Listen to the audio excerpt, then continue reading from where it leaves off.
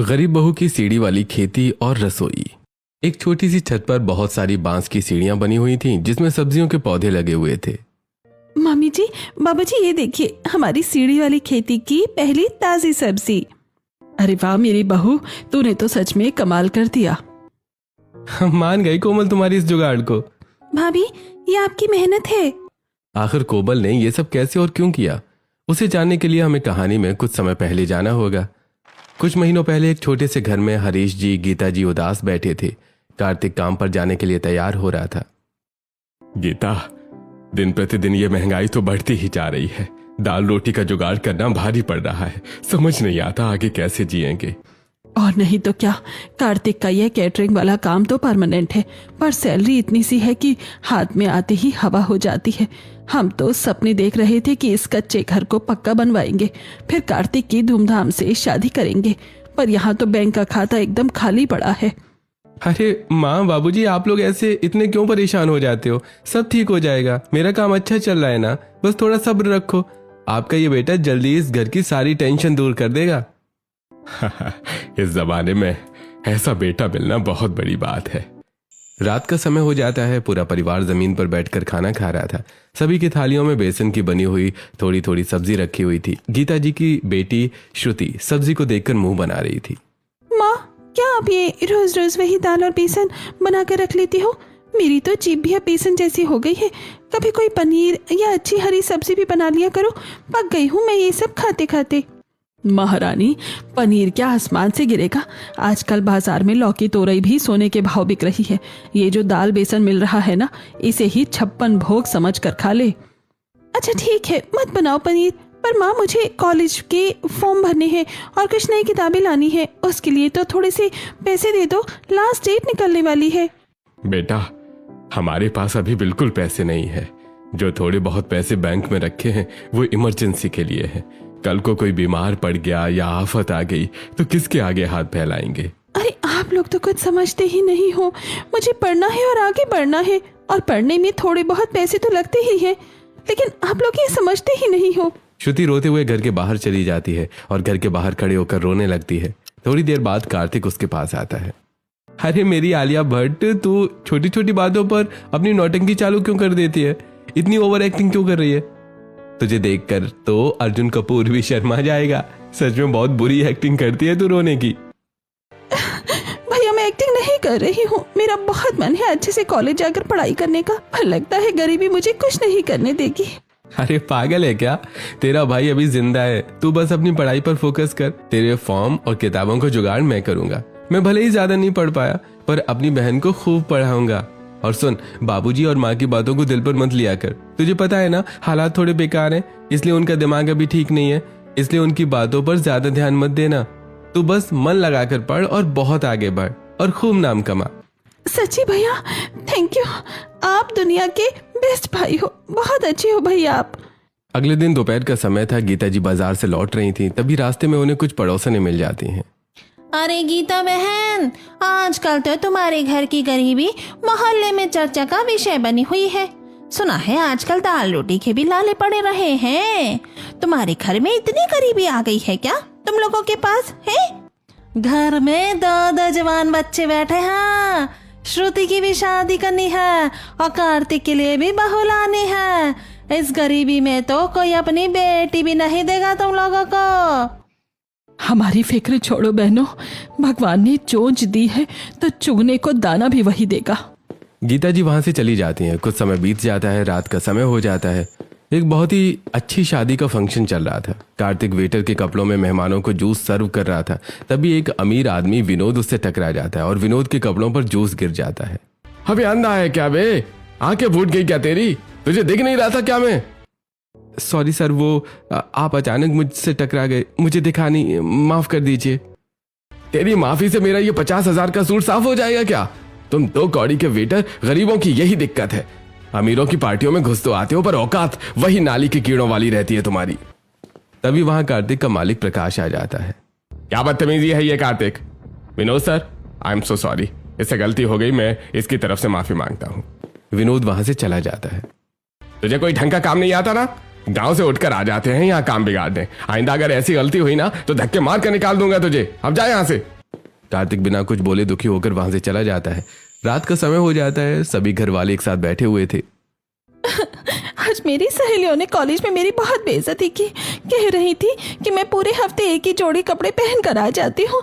सब मेरी गरीबी का मजाक उड़ा रहे थे।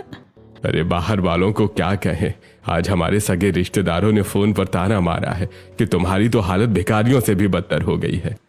अरे वो हमारी पड़ोसन है सुनीता और रेखा। कहने को वो इतनी बुरी नहीं है, लेकिन मौका देखकर वो भी हमारी बेइज्जती कर देती है। आज भी उन्होंने ऐसा ही किया।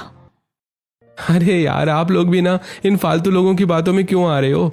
आपने वो फोन पर गुरुजी की बात नहीं सुनी? वो कहते हैं कुछ तो लोग कहेंगे, लोगों का काम है कहना। अरे बोलने दो उन्हें, जो चल रहा है चलने दो, एक दिन हमारा भी टाइम आएगा। कार्तिक की बात सुनकर सभी घर वाले शांत हो जाते हैं। सच तो यह है कि मैं भी परेशान हूँ। लोगों की बातें सुन सुनकर मेरा मालिक खुद मुझे गालियां देता है, लेकिन क्या करूं? अगर मैं भी सबको बताऊंगा तो सब टूट जाएंगे। फिर परिवार को कौन संभालेगा? कोई तो होना चाहिए जो थोड़ा स्ट्रांग हो। ठीक है, कोई बात नहीं, समय जरूर बदलेगा एक दिन। सुबह का समय था। कार्तिक जल्दबाजी में अपने काम पर जाने के लिए तैयार हो रहा था। माँ, मुझे बहुत लेट हो रहा है, नाश्ता तैयार है क्या? नाश्ता? कहाँ से लाऊं नाश्ता? घर में ना आटा है ना तेल है। जो थोड़ी बहुत दाल बची थी वो रात को ही खत्म हो गई। अभी श्रुति को भेजा है दुकान से, घर लाने के लिए थोड़ा टाइम लगेगा। कोई बात नहीं माँ, आज एक बहुत बड़ी शादी का फंक्शन है, मैं सीधा वहीं जाकर कुछ खा लूंगा।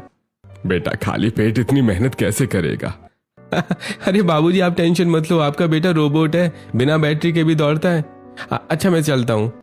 कार्तिक वहां से चला जाता है। रात का समय हो जाता है। एक बहुत बड़ी शादी में कार्तिक हाथ में पनीर की सब्जी का एक बड़ा सा बाउल लेकर जल्दी जल्दी चल रहा था। तभी वो सैलेड काउंटर के पास खड़ी एक लड़की कोमल से जोर से टकरा जाता है।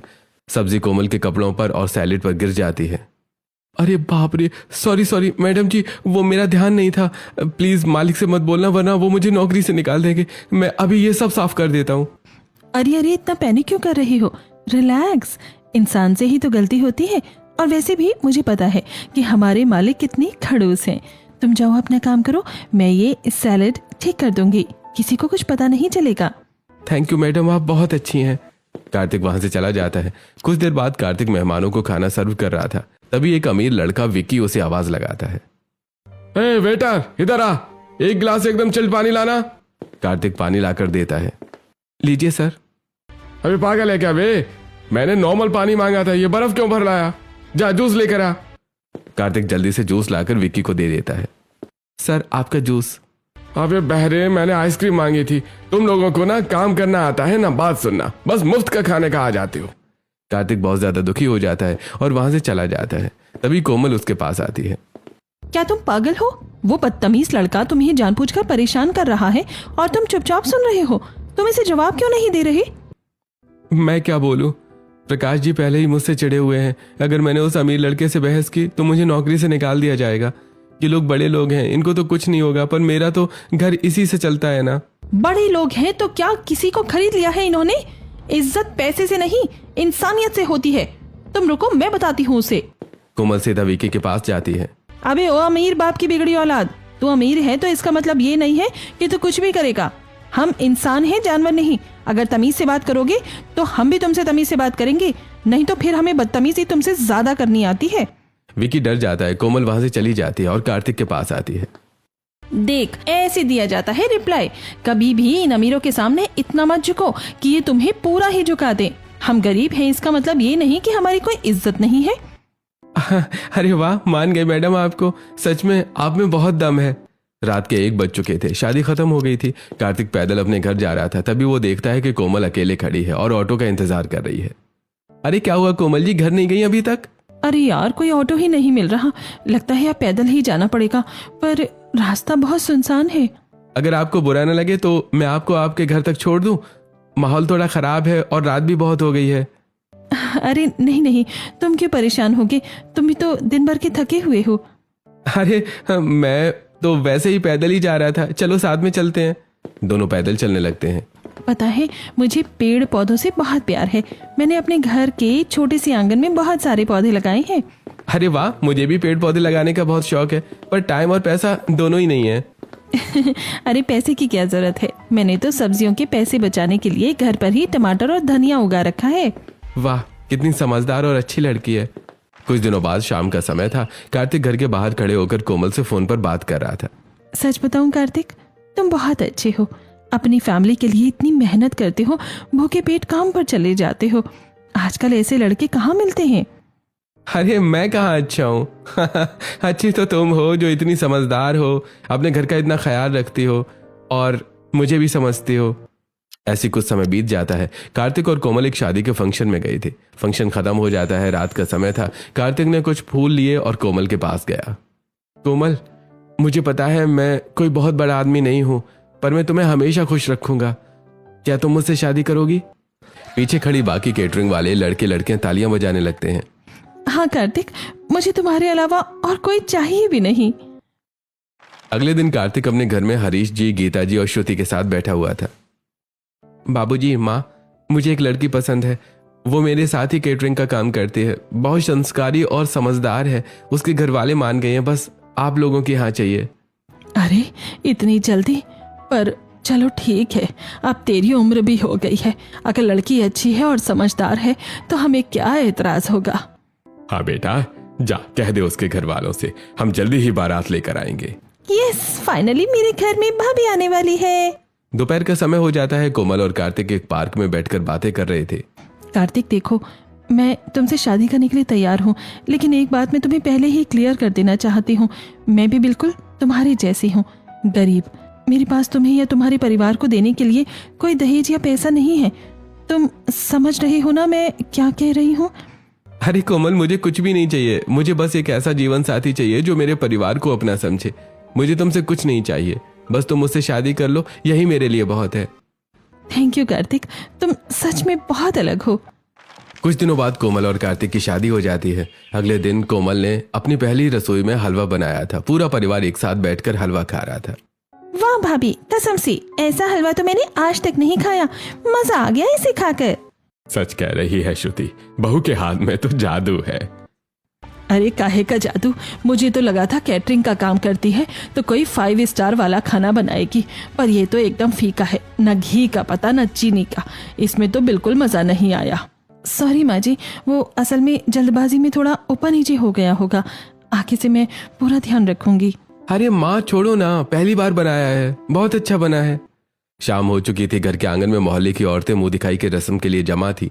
कोमल घूंघट किए हुए बैठी थी। सब औरतें उसे एक एक करके गिफ्ट दे रही थी। अरे बहू, जरा ये डिब्बा तो खोल कर देख, इसमें तेरे लिए स्पेशल गिफ्ट है। कोमल डिब्बा खोलती है, उसमें एक सैलेड कटर था और चाकू था। दूसरे डिब्बे में टमाटर और खीरे रखे थे। अरे गीता बहन, तुम्हारी बहू कैटरिंग में सलाद ही तो काटती थी ना, तो हमने सोचा कि इसके काम की चीज ही दे दे। ला बहू, अब जल्दी से ये टमाटर खीरा काट और हम सबको अपना स्पेशल सैलेड खिला। कोमल ये सब सुनकर बहुत ज्यादा दुखी हो जाती है। वो लगभग रोने लगती है। अरे अरे देखो गीता बहन, तुम्हारी बहू तो सच में रोने लगी। अरे बहू, हम तो बस मजाक कर रहे थे। अरे वो क्या कहते हैं उसे, हाँ प्रैंक कर रहे थे तेरे साथ। तू तो कितनी जल्दी इमोशनल हो गई। सच में गीता, तेरी बहू दिल की बहुत साफ है। हम तो बस इसे छेड़ रहे थे। ले बहू, ये रख असली गिफ्ट। सभी औरतें कोमल को अच्छे अच्छे गिफ्ट देती हैं। अगले दिन सुबह कोमल घर की छत पर कपड़े सुखाने आई थी। वो देखती है कि घर के आसपास बहुत सारे बांस के पेड़ लगे हुए हैं। श्रुति भी वहां आ जाती है। श्रुति, अपने घर के पीछे तो पूरा बांस का जंगल खड़ा है। हाँ भाभी, हमारे गांव में तो ये बहुत होते हैं। दोपहर का समय हो जाता है। श्रुति आंगन में बैठकर पढ़ रही थी। कोमल उसके पास ही बैठी हुई थी। भाभी ये देखो, इस किताब में लिखा है कि पहाड़ों पर लोग जमीन की कमी की वजह से सीढ़ी वाली खेती करते हैं। सीढ़ी वाली खेती वो क्या होता है और कैसे होती है? मतलब वो लोग पहाड़ों को सीढ़ियों की तरह काट देते हैं। इससे जगह भी कम लगती है और पानी भी सब पौधों को बराबर मिलता है। जहाँ नॉर्मल जमीन नहीं होती वहाँ इस तरह की खेती की जाती है। कुछ समय बीत जाता है। रात हो गई थी। कोमल और कार्तिक छत पर बैठकर बातें कर रहे थे। कार्तिक, शादी को इतने दिन हो गए हैं, क्या हम कहीं थोड़ा बाहर घूमने नहीं चल सकते? पास के शहर ही सही, वहाँ चलते हैं घूमने के लिए। नहीं कोमल, मैं अभी छुट्टी नहीं ले सकता। वो मालिक पहले ही चिढ़ा बैठा है। छुट्टी ली तो नौकरी से निकाल देगा। तुम तो जानती हो ना उसका गुस्सा। हाँ वो तो है, पर शादी के बाद हर लड़की का मन होता है ना कहीं घूमने जाने का। पर पैसे कहाँ हैं कोमल? जो थोड़े बहुत पैसे थे वो शादी में लग गए। अरे कोई बात नहीं, मैं समझती हूँ। जब हमारे पास खूब सारे पैसे हो जाएंगे ना, तब चलेंगे आराम से।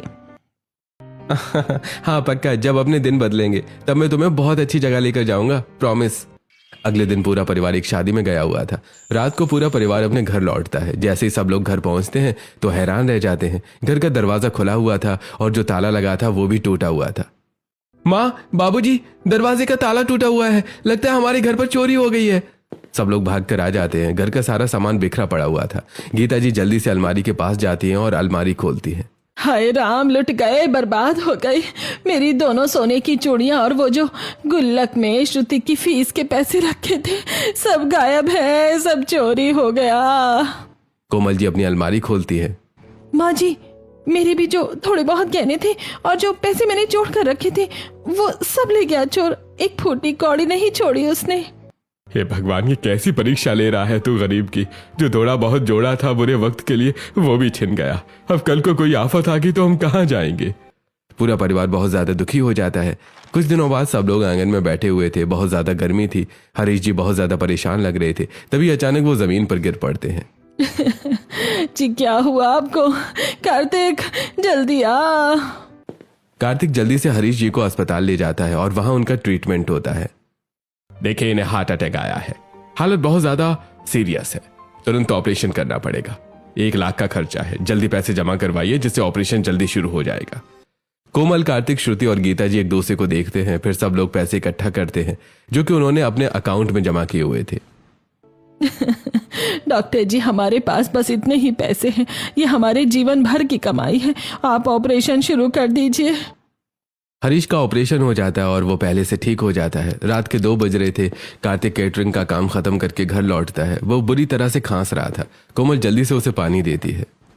कार्तिक, तुम्हारा शरीर तो भट्टी की तरह तप रहा है। तुम्हें तो बहुत तेज बुखार है। तुम डबल शिफ्ट क्यों कर रहे हो? क्या करूं कोमल, बाबूजी के अच्छे इलाज के लिए ये सब करना पड़ रहा है। मैं अपने बाबूजी को कुछ नहीं होने दूंगा। अगर मैंने मेहनत नहीं की तो उनकी दवाइयां कहाँ से आएंगी? पर खुद को मारकर तो काम नहीं चलेगा ना। अगर तुम्हें कुछ हो गया तो हमारा क्या होगा? प्लीज अपनी सेहत का भी तो ध्यान रखो। बस कुछ दिन की बात है कोमल, सब ठीक कर दूंगा। तुम बस घर का ख्याल रखो, बाकी मैं संभाल लूंगा। अगले दिन एक बड़ी सी शादी के फंक्शन में कार्तिक काम करने गया था। कार्तिक की तबीयत खराब थी लेकिन तब भी वो काम कर रहा था। कार्तिक, तुझे हार नहीं माननी है। तुझे अपने परिवार के लिए करना ही होगा। कार्तिक लोगों को खाना सर्व कर रहा था। उसके हाथ में खाने की थाली थी। तभी वो हड़बड़ी में दूल्हे से टकरा जाता है और दूल्हे की शेरवानी पर खाना गिर जाता है। अबे अंधे है क्या कर दिया तूने? मेरी लाखों की शेरवानी बेकार कर दी, भिखारी कहीं का। तुझे दिखा नहीं है क्या? माफ कर दीजिएगा सर, मेरी तबीयत बहुत खराब है, चक्कर आ गया था, इसलिए हड़बड़ी में गलती हो गई। अरे तेरी तबीयत खराब है तो घर पर मरता ना। यहाँ मेरी इज्जत का फालूदा क्यों कर रहा है? बहुत हो गई तेरी नौटंकी, निकल जा यहाँ से। आज के बाद मुझे अपनी शक्ल मत दिखाना। कार्तिक घर लौट आता है और वो रोते हुए कोमल को सब कुछ बताता है। आप फिक्र मत कीजिए, सब कुछ ठीक हो जाएगा। अब कल से मैं गांव में काम करने जाऊंगा क्योंकि पैसे तो चाहिए होंगे ना। बिना पैसों के घर नहीं चलेगा। मैं मजदूरी करने जाऊंगा। कुछ दिनों बाद कार्तिक गांव में एक कंस्ट्रक्शन साइट पर ईंट ढोने का काम कर रहा था। वो अभी भी बहुत बीमार था। ऐसे कुछ समय बीत जाता है। शाम का समय था। कार्तिक अपने काम से थक कर लौटता है। कोमल, अभी कोई ढंग का काम नहीं मिल रहा। बस मजदूरी करके ये थोड़े से पैसे मिले हैं। पता नहीं इससे घर कैसे चलेगा। तुम बस अपनी तबीयत ठीक करो कार्तिक। ये पैसे बहुत हैं। जब तक हम साथ हैं कोई ना कोई रास्ता निकाल ही लेंगे। तुम टेंशन मत लो। अगले दिन सुबह कोमल बाजार में सब्जी लेने जाती है। वो देखती हैं कि बाजार में ज्यादातर सब्जियों की दुकानें हैं ही नहीं। बस 1-2 ही दुकान हैं जहां सब्जियां बिक रही हैं। भैया, आप सब्जी तो बहुत महंगी दे रहे हो। सब्जियां इतनी महंगी थोड़ी हैं, थोड़ा सस्ता लगाओ ना। अरे मैडम, सब्जियों की रेट फिक्स है। लेना है तो लो मैडम, वरना आगे बढ़ो। कोमल कुछ नहीं लेती और वो खाली हाथ ही घर लौट आती है। बाबूजी, बाजार तो महंगा हो रहा है। सब्जी वाले सब्जियां सोने के भाव में बेच रहे हैं। अब हम गरीब लोग क्या खाकर जिंदा रहेंगे? अरे क्या करे बहू, गर्मी इतनी पड़ रही है कि सब खेत सूख गए हैं, इसलिए सब्जियां ज्यादा नहीं हो रही है। भगवान ही मालिक है अब तो।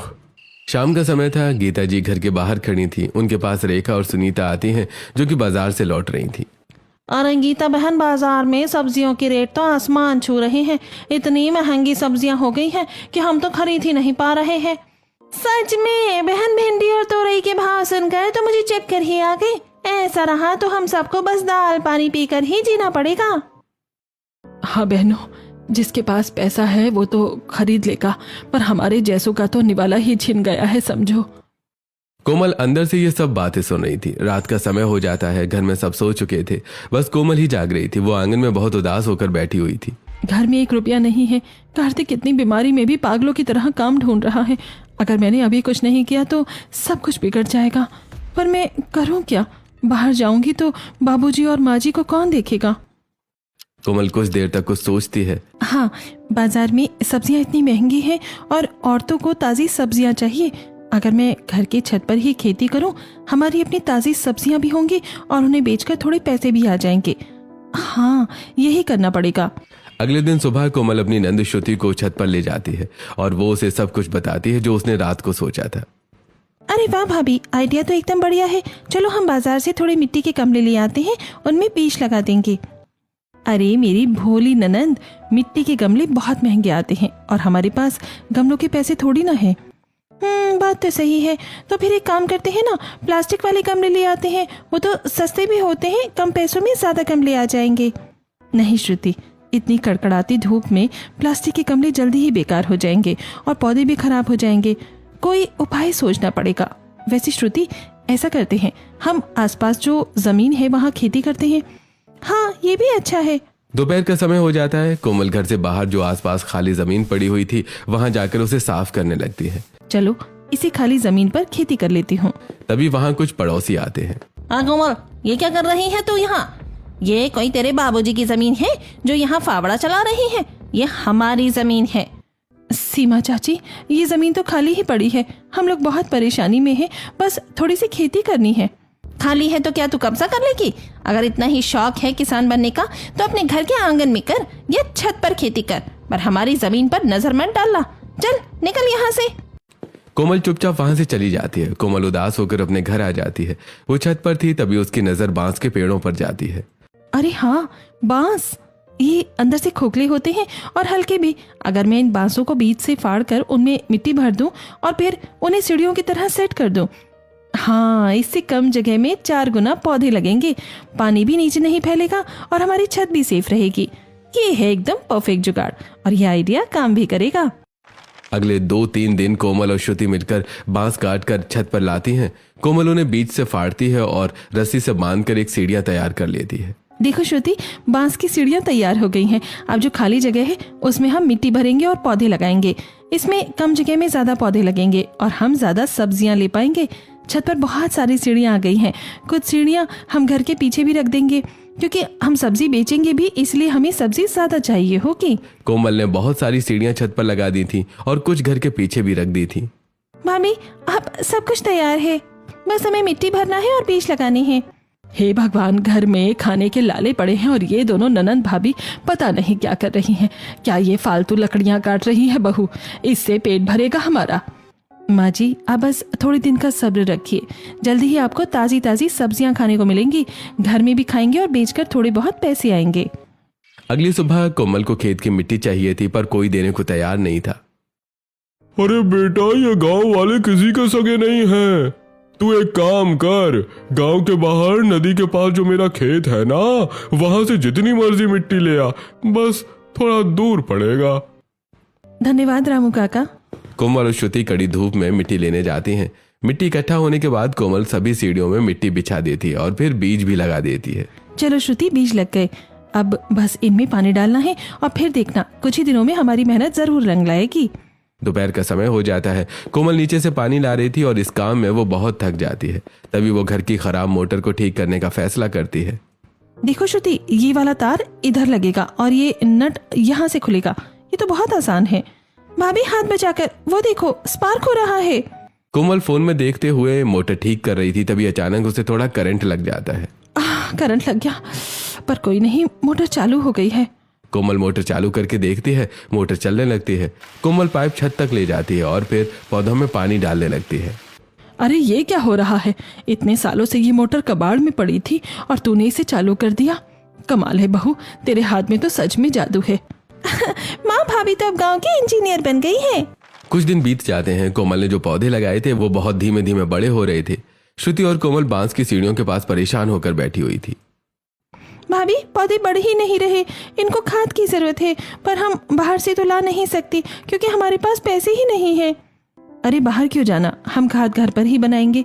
रसोई के बेकार सब्जियों के छिलके, चूल्हे की थोड़ी सी राख और बाहर से लाया हुआ ये गोबर, इन सबको मिलाकर जो खाद बनेगी वो बाजार वाली से भी अच्छी होगी। ये एकदम शुद्ध देसी तरीका है पौधों को जल्दी बड़ा करने का। भाभी, आप तो सच में एक एक चीज का हल निकाल लेती हो। कोमल खाद तैयार करती है और फिर पौधों में खाद डाल देती है। कुछ दिनों बाद पौधे बहुत ज्यादा बड़े हो जाते हैं और उनमें सब्जियां लगने लगती हैं। सुबह का समय था, पूरा परिवार छत पर आता है। कोमल बेटा, मुझे माफ कर दे। मोहल्ले की उन चुगलखोर औरतों ने मुझे भड़का दिया था कि तू पनौती है और सब मुझे तेरे बारे में भड़का रहे थे, पर सच तो यह है कि तू इस घर के लिए किसी फरिश्ते से कम नहीं है। मुझे माफ कर दे कोमल बेटा। अरे माँ जी, आप क्यों शर्मिंदा हो रही हैं? माँ का काम ही होता है डांटना और फिर अपना लेना। आप खुश हो, बस मेरे लिए यही काफी है। कोमल छत से ताजी सब्जियां तोड़ के नीचे रसोई में लाती है और सबके लिए खाना तैयार करती है और फिर सभी को खाना सर्व करती है। बाबूजी, ये लीजिए ताजी तोरई की सब्जी, ये एकदम केमिकल फ्री है, इसे खाकर तो आप और जल्दी ठीक हो जाएंगे। अरे कोमल, तूने तो सच में कमाल कर दिया। मुझे ठीक से काम भी नहीं मिल रहा था और पैसे भी अच्छे नहीं मिल रहे थे, लेकिन अब तेरी इन सब्जियों ने मुझे सहारा दे दिया है। अब बाहर से पैसे खर्च करके सब्जियां लाना भी नहीं पड़ेगा और तू सब्जियां बेचकर थोड़े बहुत पैसे भी कमा लेगी। अगले दिन कोमल के पास रेखा और सुनीता आती हैं। कमल बेटा, तेरी ये सब्जियां तो मंडी वाली से भी ज्यादा ताजी दिख रही हैं। क्या तू हमें भी थोड़ी सब्जियां दे सकती है? हम तुझे बदले में पैसे दे देंगे। हाँ जरूर, आप लोग तो अपने ही हो। मैं बाजार से बहुत कम दाम में आपको ये सब्जियां दे दूंगी। ऐसी कुछ समय बीत जाता है। श्रुति बाहर खड़े होकर अपनी एक सहेली से बात कर रही थी। हाँ यार, कॉलेज का फॉर्म तो मैंने भर दिया है, लेकिन समझ नहीं आ रहा कि पढ़ाई कैसे करूँ। घर बहुत छोटा है, कोई स्टडी रूम तो है नहीं। दिन भर मैं बस इधर उधर बैठकर जैसे तैसे थोड़ा बहुत पढ़ लेती हूँ। कोमल ये सारी बातें सुन लेती है। वो तुरंत जल्दी से किचन में जाकर किचन खाली करने लगती है। अरे अरे, ये क्या कर रही है बहू? ये रसोई का सारा सामान बाहर क्यों निकाल रही है? आप क्या बर्तन कबाड़ी वाले को बेचने का इरादा है? नहीं माँ जी, बर्तन नहीं बेच रही, बस आप थोड़ी देर शांत रहिए और देखते जाइए कि आपकी बहू क्या करती है। कोमल अपनी किचन ऊपर शिफ्ट कर लेती है। उसने ऊपर बांस की मदद से एक छोटी सी किचन बना ली थी और वो नीचे वाली किचन को स्टडी रूम में कन्वर्ट कर देती है। भाभी, ये सब क्या है? हमारी रसोई कहाँ गई? रसोई गई छत पर, ताजी हवा खाने चली गई वो। और ये है मेरी होशियार ननंद का नया स्टडी रूम। भाभी, आप सच में दुनिया की सबसे अच्छी भाभी हो। अगले दिन शाम का समय था। कोमल अपनी छत वाली किचन में खाना बना रही थी। वाह बहू, यहाँ तो बिना कूलर के ही एकदम ठंडी और ताजी हवा आ रही है। हाँ, नहीं तो क्या बाबूजी, मेरी बीवी का दिमाग कोई नॉर्मल दिमाग थोड़े है, एकदम गूगल वाला दिमाग है उसका। अगले दिन सुबह गांव का सबसे बड़ा अमीर आदमी धनी राम बाजार में खड़ा हुआ था और वो बहुत ज्यादा परेशान था। अरे यार, ये क्या मुसीबत है? घर में शहर से इतने बड़े वीआईपी रिश्तेदार आए हुए हैं और इस पूरे बाजार में सब्जी भी नहीं मिल रही है। कोई भी दुकान नहीं खुली सब्जी की। अब क्या उन वीआईपी लोगों को मैं दाल बनाकर खिलाऊंगा? अरे मेरी तो इज्जत का फालूदा बन जाएगा। दूसरी बाजार जाने का टाइम भी नहीं है। हे भगवान, अरे कोई चमत्कार कर दे, कुछ तो ऐसा कर दे कि सब्जियों का जुगाड़ हो जाए। तभी वहां से रेखा गुजरती है। अरे धनीराम जी, काहे इतना परेशान खड़े हो? धनी राम उसे सब कुछ बताता है। अगर ताजी सब्जी चाहिए तो अपनी उस कोमल बहू के घर चले जाओ। उसके घर की छत पर तो पूरी मंडी लगी हुई है। धनी राम जल्दी से कोमल के घर पहुंचता है और उससे सब्जियां खरीदता है। अरे वाह बेटी, अरे तूने तो आज मेरी इज्जत बचा ली। अरे इसके बदले मैं तुझे तेरी सब्जियों के ज्यादा पैसे दूंगा। अरे नहीं, मैं उतने ही पैसे लूंगी जितने की सब्जी है। मजबूरी का फायदा उठाना मेरे उसूलों के खिलाफ है। बेटा, तुम सच में बहुत अच्छी हो। मैं इस गांव का सबसे बड़ा आदमी हूँ और मैं तेरा ये एहसान कभी नहीं भूलूंगा। तभी धनी राम घर के अंदर देखता है। घर के अंदर कार्तिक और हरीश जी परेशान बैठे हुए थे। अरे बेटा, सच बताना, क्या कोई परेशानी है? अगर मैं तुम्हारे किसी काम आ सकूं तो मुझे बहुत खुशी होगी। मुझे कुछ नहीं चाहिए, बस मेरे पति कार्तिक पहले प्रकाश कैटरिंग वाले के यहाँ काम करते थे। बीमारी की वजह से इन्हें निकाल दिया गया। अगर आप इन्हें कोई छोटी मोटी नौकरी दिला सके तो बड़ी मेहरबानी होगी। अरे बस इतनी सी बात। अरे वो केटरिंग वाला तो मेरा खास जिगरी दोस्त है, मैं अभी उसे फोन लगाता हूँ। वो कल से ही कार्तिक को वापस काम पर रखेगा, और वो भी पहले से डबल सैलरी पर। अरे आपका बहुत बहुत शुक्रिया। धनीराम कुछ पैसे हरीश जी के पास आकर उन्हें देता है। हरीश जी, ये पैसे आपके इलाज के लिए है। अरे घबराइए मत, ये कोई एहसान नहीं है, उधार है। अरे जब आपका बेटा कमाने लगे तब मुझे आराम से लौटा देना। धनीराम वहां से चले जाते हैं और पूरा परिवार बहुत खुश हो जाता है।